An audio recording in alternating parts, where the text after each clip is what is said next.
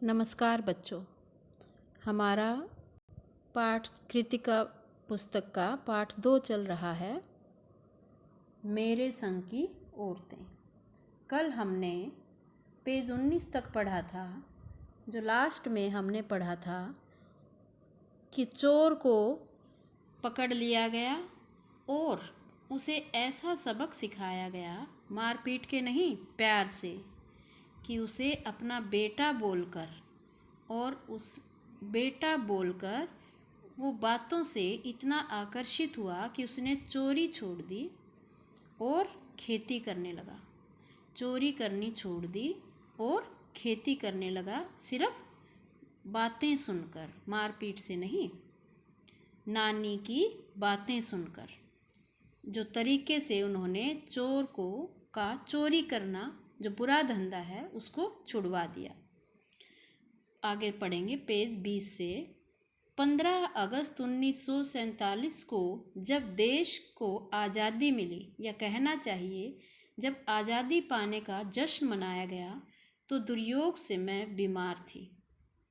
उन दिनों टाइफाइड खासा जानलेवा रोग माना जाता था। जानलेवा मीन्स बहुत भयंकर रोग माना जाता था, जिसमें जान भी जा सकती है।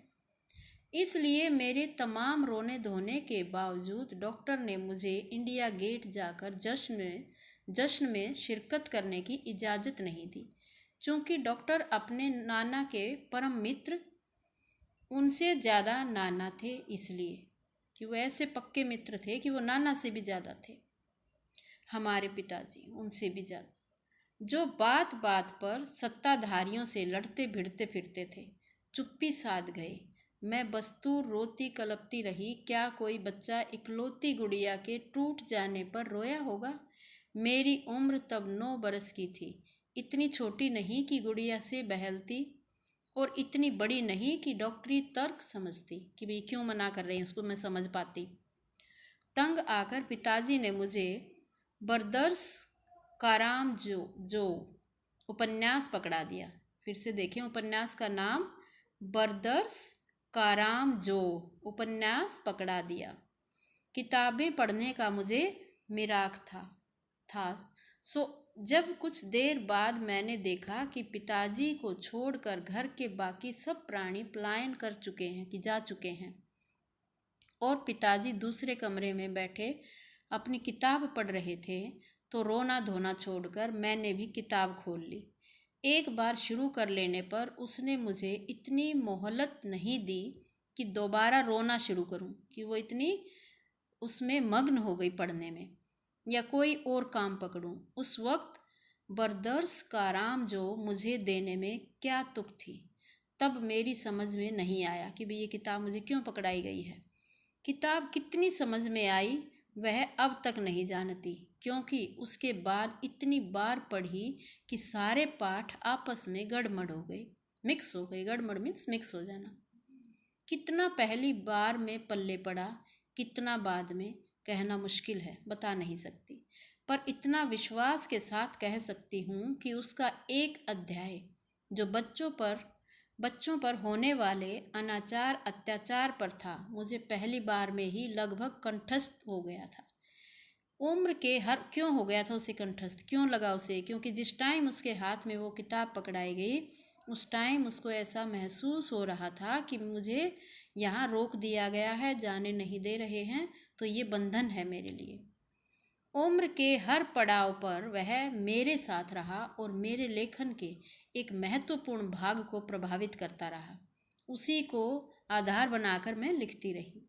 जैसे जादू का कालीन, मेरा नाटक नहीं, वह 3 किलो की छोरी जैसी कहानियाँ, वह कठ गुलाब उपन्यास के कई अंश, इसी से रिलेटेड लिखती रही मैं।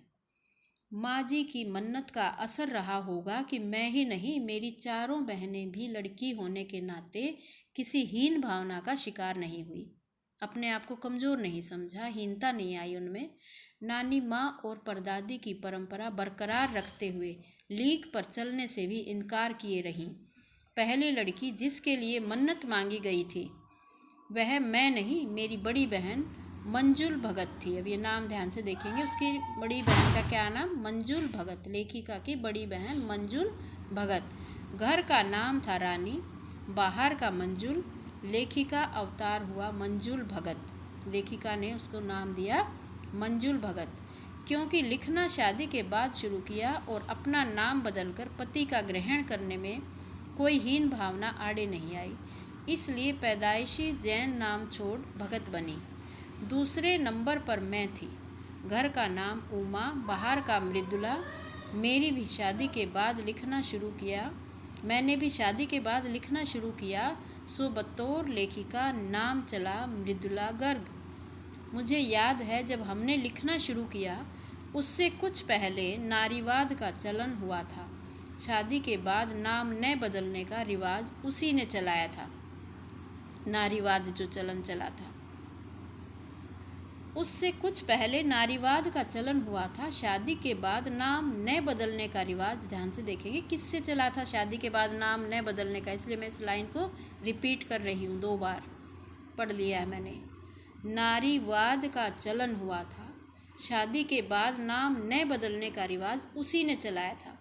मन्नू भंडारी का हवाला देकर हमसे पूछा भी जाता था कि आप लोग इतनी पोंगापंथी घर घुसू क्यों हो? घर में क्यों घुसे रहते हो? नाम क्यों बदला? हमारे पास इसका कोई ढंग का जवाब नहीं होता था, अब भी नहीं है। पर नाम बदलने में अपने व्यक्तित्व का कोई नुकसान होते मैंने नहीं देखा कि मेरा कोई नुकसान हुआ हो नाम बदलने से। पूछने को तो पिताजी से लोग यह भी पूछते थे, 5 बेटियों से आपका मन नहीं भरा जो हर बेटी के 2-2 नाम रख छोड़े हैं? मुझसे छोटी बहन का घर का नाम है गौरी और बाहर का चित्रा। वह नहीं लिखती। उसका कहना है वह इसलिए नहीं लिखती क्योंकि घर में कोई पढ़ने वाला भी तो चाहिए। खैर, उसके बाद जब 4th-5वीं बेटियां पैदा हुई तो पिताजी ने इतनी बात जमाने की सुनी कि उनका एक एक नाम ही रखा, फिर आगे 2-2 रखने बंद कर दिए, रेणु और अचला। 5 बहनों के बाद एक भाई हुआ, राजीव। मज़े की बात यह है कि बीच की 2 बहनें ही लेखन से बची रहीं। अब इन बहनों के नाम, भाई का नाम, ये सब आपको याद हो जाने चाहिए। अचला और राजीव फिर उसमें जा फंसे। किस में फंसे? अचला मुझसे 8 साल छोटी है और वक्त के बदलाव की लाज रखते हुए अंग्रेजी में लिखती है। अब वो छोटी है तो उस टाइम इंग्लिश का प्रचलन कुछ ज़्यादा हो गया तो वो अंग्रेजी में लिखती है। पर राजीव फिर हिंदी के हवाले, वो फिर हिंदी ही लिखता है। हम 4 लिखते हैं और तमाम ख़ानदान हमें पढ़ता है। मेरी ससुराल में मुझे कोई नहीं पढ़ता। इस तथ्य को हजम करने में मुझे काफ़ी वक्त लगा कि मैं लिखती हूँ और मुझे कोई पढ़ता ही नहीं है मेरे लेखों को। फिर उसके फ़ायदे भी नज़र आने लगे। कम से कम घर के भीतर तो मुझे हिंदी आलोचना बुद्धि से 2-4 नहीं होना पड़ता। खैर, मैं अपनी नहीं, उन अदेवियों की बात कहना चाहती हूँ जो परदादी की मन्नत के नतीजतन धरती पर आईं और लेखक नहीं बनी। जो बनी उन्हें सांस लेने की ज़रूरत कुछ ज़्यादा हो, समझ में आता है। जैसा मेरे पिताजी ने एक बार मंजुल से कहा था, कोई दम नहीं घुटता, सांस लेने की ज़रूरत ही ज़्यादा है। पर यहाँ तो हम शेर तो गैर लेखिका बहनें सवा शेर। हम शेर थे तो जो नहीं लिखने वाली थी वो सवा शेर। 4थे नंबर वाली रेणु का आलम यह था कि गर्मी की दोपहरी में स्कूल से वापसी पर जब गाड़ी उसे और उससे छोटी बहन अचला को बस अड्डे से लेने जाती तो रेणु उसमें बैठने से इनकार कर देती। उसका कहना था कि यूं थोड़ा सा रास्ता गाड़ी में बैठकर तय करना सामंत शाही का प्रतीक था। बड़े बड़े सामंत शाही लोग, जो शायद था, पर साथ ही पिताजी के अतिरिक्त लाड का भी प्यार भी ज़्यादा करते थे, लाड प्यार का भी असर था। माँ तो सब चीज़ों से उदासीन रहती थी, पर पिता काफ़ी कुड़ते भूनते जब देखते कि अचला गाड़ी में बैठी चली आ रही है और रेणु पीछे पीछे पसीने में तरबतर, खरामा पसीने में, और बचपन में एक बार चुनौती दिए जाने पर उसने जनरल थिमैया को पत्र लिखकर उनका चित्र मंगवा लिया था, जो एक मोटरसाइकिल सवार जवान आकर उसके हाथ में दे गया था। पड़ोस में उसका रुतबा काफ़ी बढ़ गया था। गाड़ी में बैठने के साथ उसे इम्तिहान देने से भी परहेज था। गाड़ी में तो बैठती ही नहीं थी, अब इम्तिहान से भी परहेज था। स्कूल तो जैसे तैसे पास कर लिया, पर जब बीए का इम्तिहान देने की बारी आई तो वह अड़ गई। पहले मुझे समझाओ कि बीए करना क्यों ज़रूरी है, तब मैं इम्तिहान दूंगी। अगर मुझे यकीन आ गया कि हाँ कोई फ़ायदा है, वरना नहीं। हमने तरह तरह के तर्क दिए। माँ ने कहा पिताजी से पूछो। पिताजी ने कहा नौकरी कर पाओगी, शादी कर पाओगी, लोग इज्जत से देखेंगे, वगैरह वगैरह। कोई तर्क विश्वसनीय नहीं लगा, न रेणु को न खुद उन्हें। आखिर उन्होंने उसी कुतर्क का सहारा लिया जो युगों से माँ बाप के काम आता रहा। कहा बीए करो क्योंकि मैं कह रहा हूँ, करो। जैसे पहले थोप देते थे तो वो थोपना ही फिर उनके काम आया। रेणु ने बीए कर तो लिया, पर सिर्फ पिताजी की खुशी के लिए, यानी पास होने लायक नंबर लाकर। सच बोलने में वह माँ से भी 2 कदम आगे है। गनीमत यह है कि आधा समय उसके सच सुनकर लोग सोचते हैं वह मजाक कर रही होगी, इसलिए बिना मेहनत वह लोगों को हंसाए रख लेती है। आज भी उसे कोई इत्र भेंट करता है तो वह कहती है नहीं चाहिए, मैं तो नहाती हूँ। इत्र मीन्स जो ये सेंट लगाते हो आप लोग, नहीं चाहिए मुझे ये, मैं तो नहाती हूँ। तीसरे नंबर पर चित्रा है। वह कॉलेज पढ़ने तो जाती थी, पर खुद पढ़ने से ज़्यादा दिलचस्पी औरों को पढ़ाने में रखती थी। इसलिए इम्तिहान में उसके अंक कम और उसके शागिर्दों के ज़्यादा आते थे। पर अपने यहाँ सब चलता था। उसकी शादी का वक्त आया तो उसने एक नज़र में लड़का पसंद करके ऐलान कर दिया कि शादी उसके निर्णय से वाकिफ़ नहीं था। ऐलान कर दिया कि शादी करेगी तो उसी से। मुश्किल यह थी कि हमारे माँ बाप ही नहीं, खुद लड़का भी उसके निर्णय से वाकिफ़ नहीं था। पर उसका कहना था वह जो सोच लेती है करके रहती है, तो उसकी शादी उसी लड़के से हुई। कोई मुश्किल पेश नहीं आई। आती क्यों, कोई ज़्यादा परेशानी आई नहीं शादी में। आती क्यों, उसने कहा मैंने पहली मुलाकात में ही उसे बतला दिया था कि मैं जो सोच लेती हूँ होकर रहता है। तो उसने बात आगे खींची नहीं, आगे उसने मना ही नहीं किया। पहली मुलाकात में ही हथियार डाल दिए। हम में सबसे छोटी बहन अचला काफ़ी दिनों तक कुछ कम खिसकी मालूम पड़ती रही।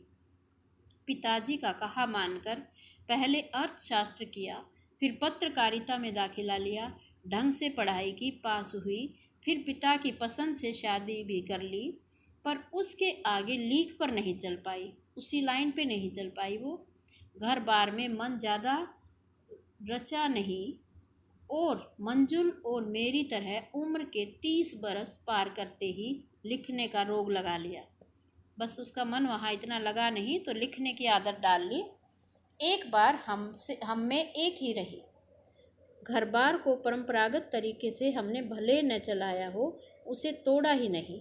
शादी एक बार की और उसे कायम रखा। हम बेशक ऐसे थे, लेकिन हमने अपनी शादी को तोड़ा नहीं, उसे कायम रखा। बात मिलाकर ही रखी। चाहे तलाक के कगार पर खड़ी चली हो, पर कगार तोड़ डूबी नहीं। शायद इसलिए कि जैसा मैंने अपने पहले उपन्यास में लिख डाला था, हम सभी विश्वास करती रही होंगी कि मर्द बदलने में कोई प्रयोजन सिद्ध नहीं होता। घर के भीतर रहते हुए भी अपनी मर्जी से जी लो तो काफ़ी है। शादी के बाद मैं बिहार के ऐसे छोटे कस्बे डालमिया नगर में ही रही, जहाँ मर्द औरतें चाहे पति पत्नी क्यों न हो, पिक्चर देखने भी जाते तो अलग अलग दबड़ों में बैठते। मैं दिल्ली से कॉलेज की नौकरी छोड़कर वहाँ पहुँची थी और नाटकों में अभिनय करने की शौकीन रही थी। मैंने उनके चलन से हार नहीं मानी। साल भर के भीतर उन्हीं शादीशुदा औरतों को पराए मर्दों के साथ नाटक करने के लिए मना लिया। अगले 4 साल तक हमने कई नाटक किए। अकाल राहत कोष के लिए उन्हीं के माध्यम से पैसा भी इकट्ठा किया। वहाँ से निकली तो कर्नाटक के और भी छोटे कस्बे बागलकोट में पहुँच गई। तब तक मेरे 2 बच्चे हो चुके थे जो स्कूल जाने लायक उम्र पर पहुँच रहे थे, पर वहाँ कोई ढंग का स्कूल नहीं था। लोगों की राय पर मैंने पास के कैथोलिक बिशप से दरख्वास्त की कि उनका मिशन वहाँ के सीमेंट कारखाने की आर्थिक मदद से हमारे कस्बे में एक प्राइमरी स्कूल खोल दे। पहले उन्होंने कहा चूंकि उस प्रदेश में क्रिश्चियन जनसंख्या कम थी, इसलिए वे वहाँ स्कूल खोलने में असमर्थ थे। मैंने गैर क्रिश्चियन बच्चों को भी शिक्षा पाने के लायक सिद्ध करते हुए अपना इसरार जारी रखा। तब उन्होंने कहा, हम कोशिश कर सकते हैं, बशर्ते आप हमें यकीन दिलाएं कि वह स्कूल अगले 100 वर्षों तक चलता रहेगा। मुझे गुस्सा आ गया। मैंने कहा, स्कूल की छोड़िए, किसी के भी बारे में यकीन नहीं दिलाया जा सकता कि वह अगले 100 बरस तक चलेगा। वे भी गुस्सा खा गए। बोले, खुदा का लाख शुक्र है, बच्चों के न पढ़ पाने की समस्या आपकी है, मेरी नहीं। अब बहुत बड़ा पाठ है ये, बाकी कल करेंगे। धन्यवाद।